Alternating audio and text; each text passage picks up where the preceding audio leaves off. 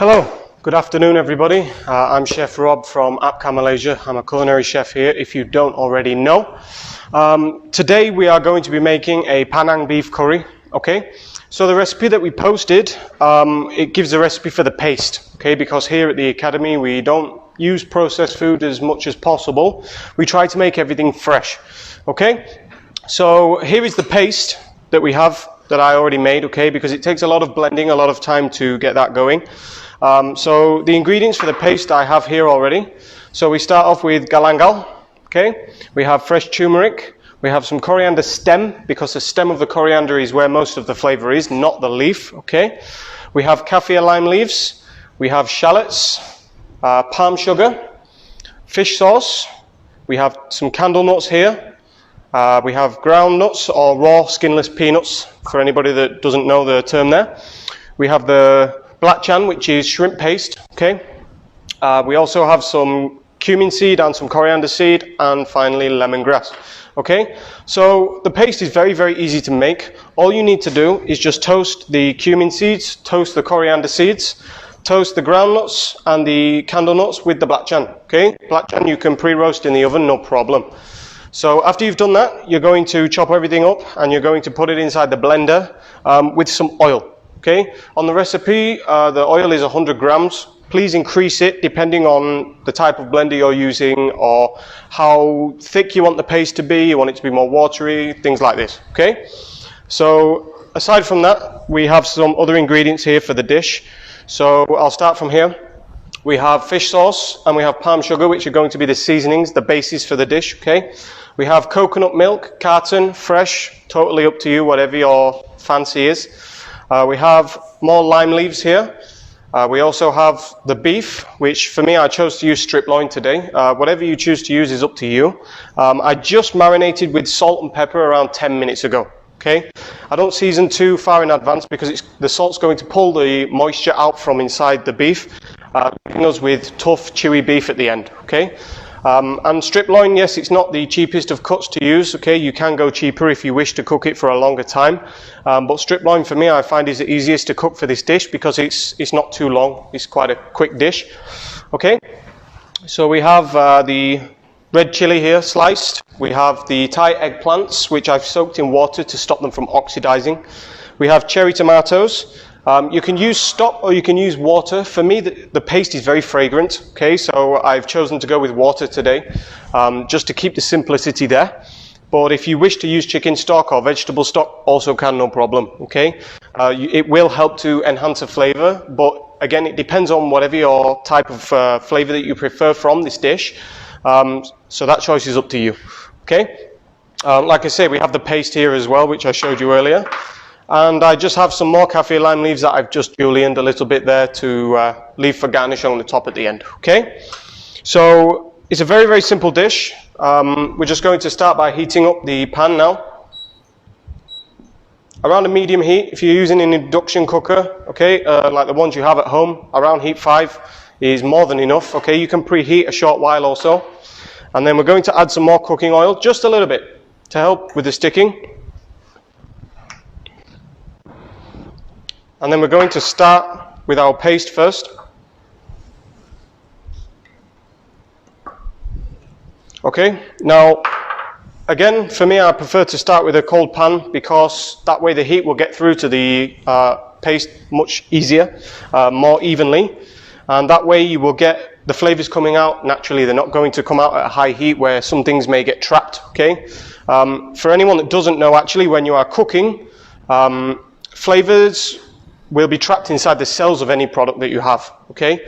Heat will cause these cells to close, whereas the cold temperatures will cause them to open, okay? So for me, I find this philosophy always works well with cooking something like this because the flavors have more chance to get extracted from the paste, okay? So with this paste, we're just gonna cook it for a short while. As we say, there's a lot of oil inside the paste itself, okay? So when we're cooking it like this, we don't need to add too much oil, okay? Because the oil will already start to come out as you start to cook. So we're just going to cook off the rawness. We're looking around 2 to 3 minutes is more than enough time for this.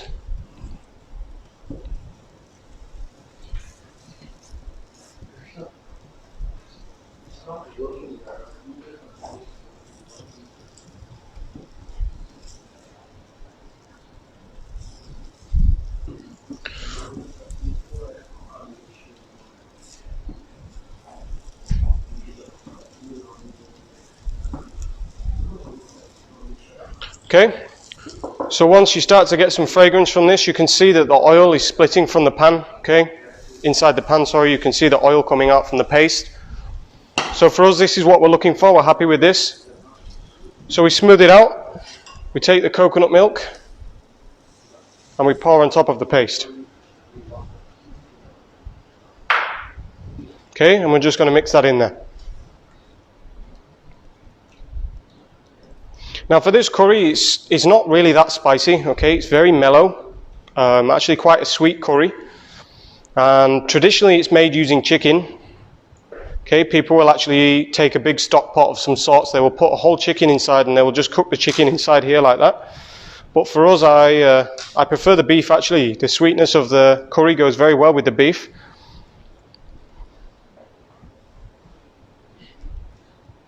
So we just mix it, make sure there's little lumps as possible.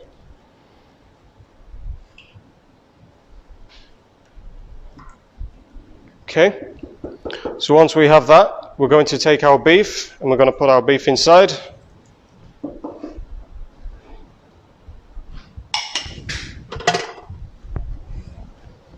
Okay, and so the idea now is that we just want to coat the beef.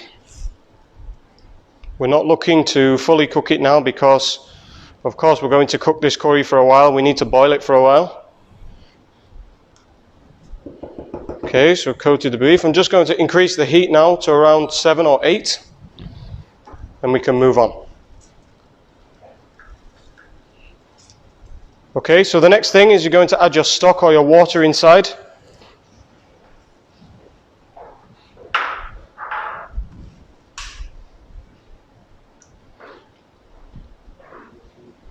Okay, and then you will see that everything is nicely combined together now. After that, we can start to look at the vegetables. So you have to consider what's going to take the longest time to cook.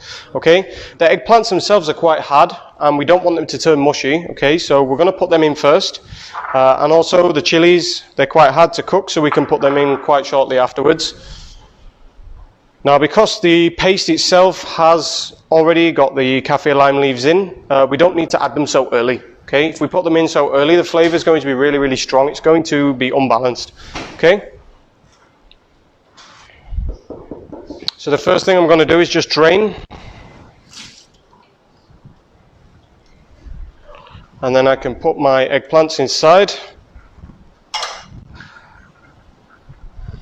Stir them through. Choice of vegetables for this dish, you can change them around, no problem. You don't have to stick with the same thing, okay? There's many other types of vegetables that you can put inside. Carrots, for example, you know, you want to go with some white radish or whatever's available and you know, to your taste. You can even put mushrooms inside if that's what you would prefer. Okay? Okay, so now it's boiling. We can reduce the heat again back down to 5. Because if we continuously boil this for too long, the coconut cream is going to split, okay? So you need to be very careful there.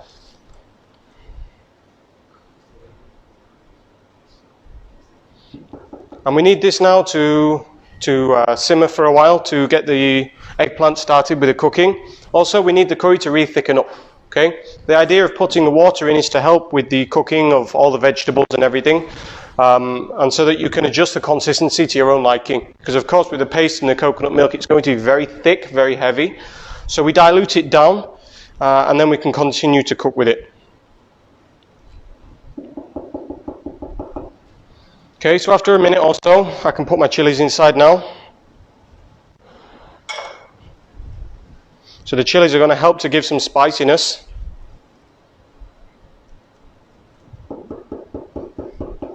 Okay, whatever chili you choose to use for your paste, you can use red chili, you can use dried chilies also, okay? Both will give you a different taste, a different kind of heat level as well. So that's up to you what you wish to go for.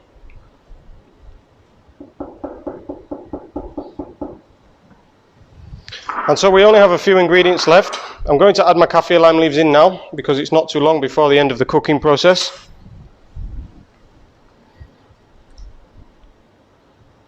As I say, we don't want the flavour to come out too strong. And then cherry tomatoes we can also put now. Because the cherry tomatoes, we still want them to hold shape. Okay, we don't want them to become mushy.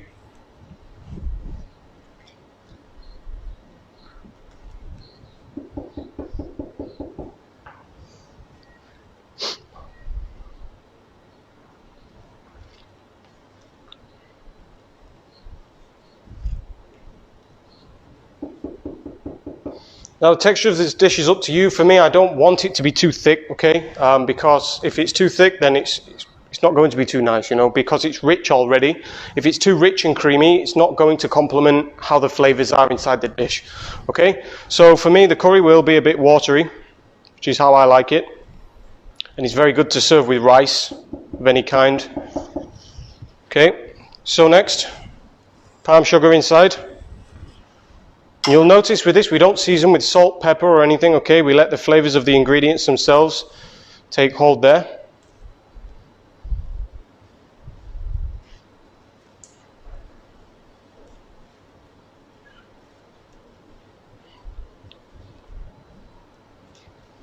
Okay, and then we can put our fish sauce inside. The one thing that is adjustable on this is the fish sauce and the palm sugar, okay, as to how you prefer the taste at the end. Also the chili, as much as you want to add as well for the level of spiciness. But the one thing with this dish is there's not really any sourness inside it, okay, because as I say, it's quite a sweet curry. So if you add the sourness there, it's not going to really help that out.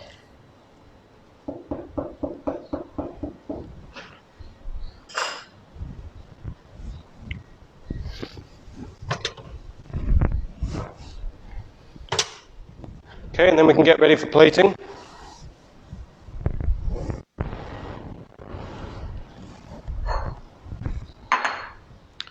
So for this, as I say, you can serve with rice, but it's also great just to eat on its own as well.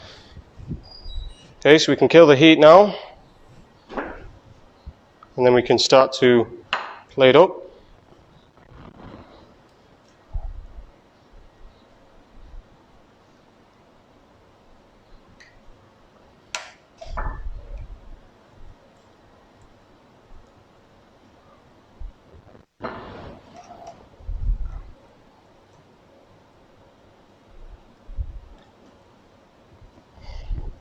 Okay, and then just to finish off, we just have our lime leaves to go on the top. Okay, so very simple, very easy dish. You know, it's great to eat anytime, perfect for this time as well now, because obviously people are fasting, so it's great to cook for your families and things as well. So I hope that it's simple enough for everybody to understand. I hope there's, you know, all the questions that you may have had were answered. And yeah, so that's everything from me today. I hope you enjoy, and thank you very much.